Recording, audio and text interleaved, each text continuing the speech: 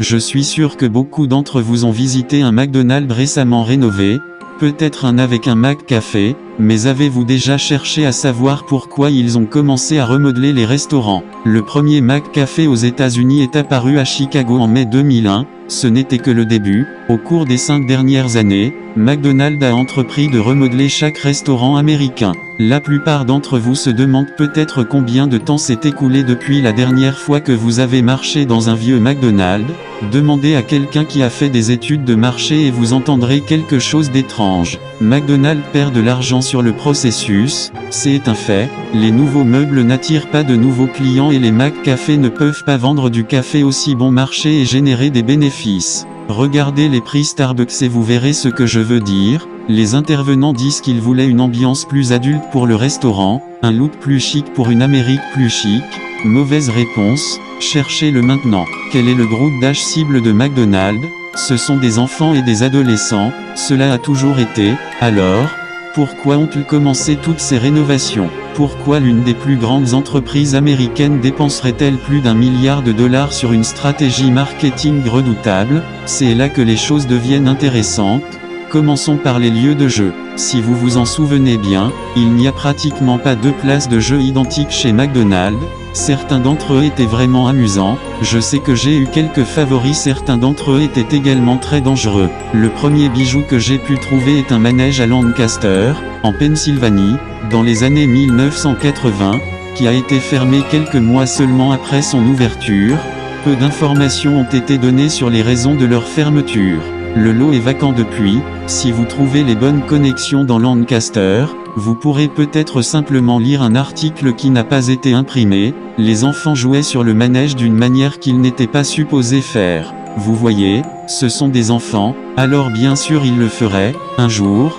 Quelques enfants ont réussi à ramper sous la chose, mais ils ne sont jamais revenus. Tout l'incident était si lourdement surveillé par les relations publiques de McDonald's que vous seriez troublé de trouver une seule personne qui serait même là cet après-midi.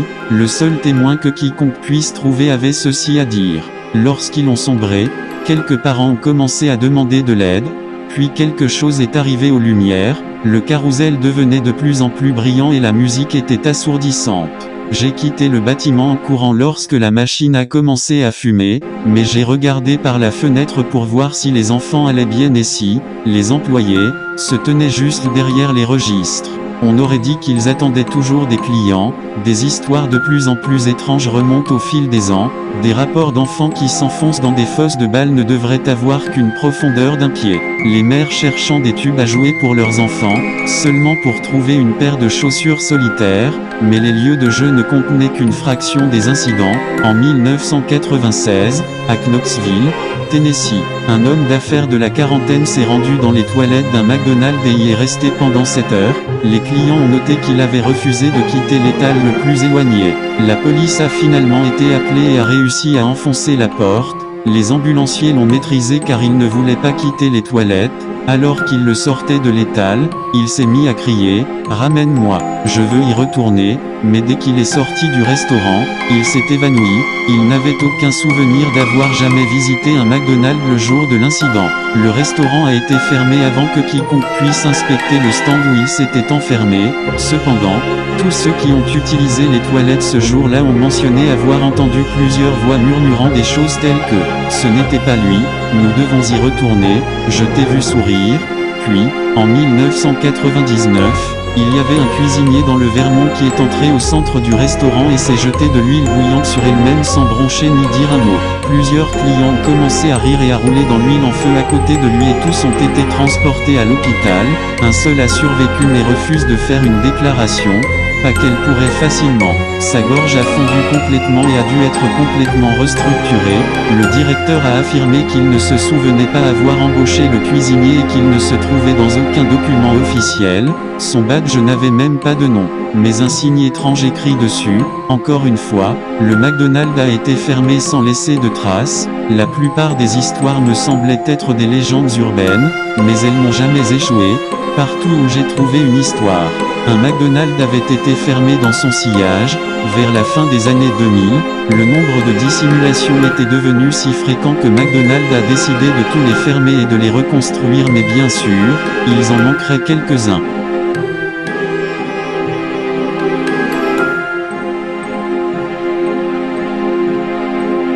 J'avais besoin d'en voir un par moi-même. Je me souviens d'être allé dans le vieux McDonald's, mais c'était avant la fréquence des incidents, c'était quand il était encore en sécurité. Il y avait une petite ville sur le chemin de la maison de mes parents juste à côté de l'autoroute, son nom était Oroska, peut-être une centaine d'habitants complètement insensibles au monde extérieur, pratiquement oubliés. Il était inutile de s'arrêter là pour une raison quelconque, car il n'y avait ni station-service ni aire de repos. Disons simplement que j'ai dû me faufiler parmi de très vieux permis de construire pour découvrir qu'il possédait l'un des rares McDonald's, à part quelques points de repère précieux, qui n'avaient pas encore été remodelés depuis les années 1970. Quelle chance à cela, j'étais surpris qu'ils aient un fast-food, mais ils n'avaient ni marché ni bureau de poste. J'y ai planifié un voyage chez mes parents pour le week-end, avec un arrêt à Oroska sur le chemin. La nuit était déjà tombée. Il faisait très froid et je ne travaillais pas avant 5 heures. J'y avais froid et je grognais à propos de la conduite de nuit, mais j'étais surtout déterminé. Je ne pense pas que j'aurais jamais trouvé l'endroit avant de consulter le GPS. La sortie de l'autoroute n'était qu'un chemin de terre, sans point de repère ni rien. En arrivant en ville, aucune des maisons n'était éclairée, la plupart des lampadaires étaient éteints également. Comme si personne ne s'était souvenu de changer les ampoules depuis des années, cet endroit était vraiment vieux. Je serais surpris que la plupart des résidents ne soient pas partis ou simplement morts. De toute façon, il avait définitivement l'étoffe d'une ville fantôme. J'étais sur le point de perdre espoir quand je l'ai finalement vu, la lumière jaune nauséabonde de ses arches dorées éclairant un parking vide au loin. Il bourdonnait et scintillait comme un zappé de mouches à court de pile. Le panneau ci-dessous indique « Mangez nos nouveaux McMuffins, nous aimons vous voir sourire », ce qui, je suppose, était le travail pratique d'un adolescent paresseux. Je roulais dans le parking et garais négligemment ma voiture au centre. Il n'y avait personne d'autre de toute façon. Quand je suis sorti de ma voiture, j'ai senti un « skish » sous mon pied. Il y avait un hamburger couvert de moisissures avec un liquide vert coulant, et l'odeur était absolument digne de vomir. J'y ai sauté pour extraire le contenu du hamburger de ma chaussure quand j'ai remarqué que tout le parking était couvert de déchets. Il y avait des boîtes de frites à moitié mangées et des jouets pour enfants qui sortaient des vieux sacs graissés de McDonald's. Tout était mêlé à la saleté et à la neige, comme depuis des mois, voire des années. Je me suis dépêché à traverser le parking pour éviter de vomir. En m'approchant de la porte, j'ai remarqué que les fenêtres étaient couvertes de poussière. Quelqu'un avait scotché un morceau de papier sur la porte avec le mot « Close » griffonné, gravé dessus au marqueur rouge, mais le panneau accroché à l'intérieur indiquait clairement qu'il était ouvert.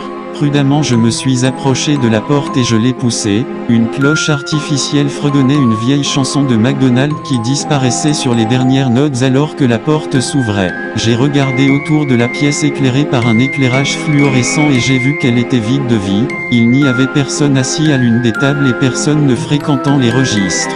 Quelqu'un avait laissé un plateau sur l'une des tables à l'arrière mais il n'y avait aucun autre signe que quelqu'un était là, et l'intérieur était au moins un peu plus propre. Les jouets exposés au comptoir étaient des personnages dont je n'avais jamais entendu parler, probablement d'avant mon époque. Toute la place était recouverte de couches de peinture jaune et rouge fanées et toutes les tables avaient cette finition en bois classique de McDonald's. Le bois avait l'air complètement pourri, mais recouvert de couches de vernis, ce qui était une triste tentative de le garder neuf. Tout cela avait une sorte de teinte verte à laquelle j'ai contribué aux vieilles lumières. L'élément le plus notable, cependant, était une terrible odeur de plastique qui brûlait. Je suis monté à la caisse, j'y avais l'impression de ne rien commander, mais j'espérais pouvoir poser quelques questions à quelqu'un. J'y ai attendu 15 bonnes minutes en silence. J'ai crié « Bonjour », avec seulement un écho en sourdine pour une réponse. J'étais allé accent aigu dans quelques McDonald's avec un mauvais service dans le passé, mais là c'était fou, j'y aurais dû m'attendre à ce que tout cet endroit soit sale. Juste au moment où j'allais faire demi-tour et abandonner, la caisse enregistreuse s'est ouverte. C'était pratiquement me prier de prendre un pourboire pour moi-même. En outre, n'ai-je pas mérité une légère récompense pour avoir perdu mon temps ici? Je m'y rendis avec désinvolture et vis au moins une douzaine de billets de $20, en regardant autour de moi pour m'assurer que personne ne me regardait. Je tendis la main pour prendre quelques billets lorsque la chose se ferma soudainement à la porte de mon doigt. Le métal s'enfonça profondément dans ma chair, laissant une traînée de sang sombre sur le côté du comptoir. J'ai gémi de douleur. Derrière le comptoir, À l'autre bout du grill, se trouvait une trousse de premiers soins accrochée au mur. Les lumières étaient éteintes dans la cuisine mais j'avais besoin d'un pansement. Pronto, je sautai par-dessus la table et me dirigeai vers l'arrière, et l'odeur de brûlé devenait plus forte alors que je marchais. J'ai remarqué que le grill était recouvert d'une épaisse couche de graisse, totalement impropre à la cuisson. Je suis passé à la station de friture et l'huile était remplie jusqu'au sommet de verre. J'accélérai ma marche vers les premiers secours en espérant être soigné et reposé dès que possible. Je commençais à réaliser que ce restaurant n'était définitivement plus ouvert pour des affaires et que je n'aurais probablement pas dû y entrer. J'ai ouvert la trousse de premiers soins et j'ai cru vraiment failli vomir. Un nuage de moisissure en sortit dans toutes les directions, suivi du même liquide vert qui était sur le burger à l'extérieur.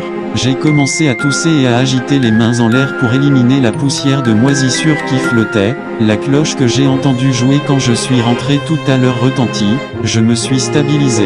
J'ai supposé que c'était cassé comme le reste de cette décharge. Je regardais en arrière vers le comptoir et remarquai que tout semblait plus éloigné. Je devais être désorienté à cause de cette importante perte de sang et cette odeur terrible. Je baissai les yeux sur ma main pour voir à quel point la blessure était grave et mes yeux s'élargirent. Il n'y avait aucune blessure à la main. Je me suis précipité vers le comptoir paniqué quand quelque chose sous le plan de traverse a attrapé mon pied et je suis tombé. Dans l'obscurité, mes yeux ont commencé à s'adapter et j'ai vu les contours d'un corps. Quelqu'un était en dessous. Peut-être qu'ils étaient inconscients et avaient besoin d'aide. J'y ai tiré sur le bras de la personne et un demi-corps en décomposition a glissé sur le sol. Il portait une chemise d'employé de McDonald's avec une étiquette portant l'inscription. Leur bouche était contorsionnée en un sourire écœurant mais leurs yeux hurlaient. J'ai essayé de crier mais aucun son ne sortait comme lorsque je tentais de me réveiller d'un cauchemar. Alors que je me précipitais pour me rendre au comptoir, la lumière commençait à s'estomper et la mélodie de McDonald's devenait de plus en plus forte. Les notes pétillantes et déformantes à mesure qu'il jouait. Une fois que j'ai eu ma prise au-dessus du comptoir, je me suis figé. Depuis que je suis entré, je n'ai jamais regardé le côté du restaurant en face du comptoir. Il y avait un lieu de jeu. Le verre séparant le restaurant principal de l'aire de jeu présentait des centaines d'empreintes de mains sanglantes qui s'étalaient vers le sol. La glissière tubulaire était crevée avec des morceaux de liquide rouge jaillissant du minuscule trou laissé au fond. Il y avait une rangée de nœuds coulants dans les barres à singe dans le coin, avec des employés portant les mêmes étiquettes accrochées à eux. Sur les tables autour du périmètre, il y avait des squelettes avec de la nourriture en décomposition sur des plateaux. Une partie de la nourriture pendait à la bouche du crâne. J'ai regardé avec horreur, trop choqué pour bouger, tandis que le reste du restaurant s'est assombri. Une ampoule au centre du lieu de jeu a continué à briller comme un projecteur de carnaval. Au-dessous se trouvait un massif de billes. À peine capable de contenir toutes ces billes de plastique colorées, il fumait sous la lumière blanche et aveuglante, dégageant une odeur de plastique brûlante. Les balles ont commencé à trembler et à tomber du bord quand quelque chose à l'intérieur a commencé à se déplacer. Je voulais tellement courir mais mon corps a refusé. Puis tout à coup la musique s'est éteinte et le mouvement s'est arrêté. Un gant jaune remonta lentement de la fosse en dessous, se tordant les doigts. Une manche rouge et blanche connectée la suivait, alternant lentement les couleurs au fur et à mesure qu'elles apparaissaient de dessous. Le bras continuait de tendre vers le ciel, devenant de plus en plus grand, tandis que ses articulations se soulevaient et craquaient comme des branches cassantes. À la fin, ce bras devait mesurer au moins 6 pieds de long. Il atteignit finalement l'ampoule allumée au plafond avec ses doigts gantés et commença à le tordre. Je me suis lancé dans un sprint, sautant par-dessus le comptoir et renversant des chaises au fur et à mesure. Cette dernière lumière s'est éteinte juste au moment où je suis arrivé à la sortie. Je me suis cogné à travers la porte, brisant le verre dans le processus. En entrant dans le parking, j'entendis un cri lointain, puis quelque chose murmura à côté de mon oreille dans un silence de mort. Il avait la même distorsion métallique que l'air de McDonald's revient. Je veux te voir sourire. Je n'ai parlé à personne de ce qui s'est passé là-bas ce soir-là. Il y avait un article en ligne disant qu'Oroska avait été brûlé quelques jours plus tard. Je ne sais pas s'il s'agissait d'une dissimulation ou de quelque chose d'autre. Mais je n'y retournerai jamais pour le savoir. Je n'ai pas partagé cela parce que je veux que vous vous impliquiez. Au fait, je l'ai partagé pour vous prévenir de ce qui se passe quand vous le faites. Vous pouvez aller dans un nouveau McDonald's. Continuez à acheter vos Big Mac. prendre votre café McCafé, c'est bien, ils ont fait quelque chose aux rénovations pour les rendre sûrs, du moins pour le moment, mais n'entrez jamais dans un vieux McDonald's, pas même la conduite à travers. Je dois arrêter de taper maintenant et prendre des médicaments contre la douleur, ma mâchoire me fait mal et la main que j'ai cassée dans ce registre me démangeait.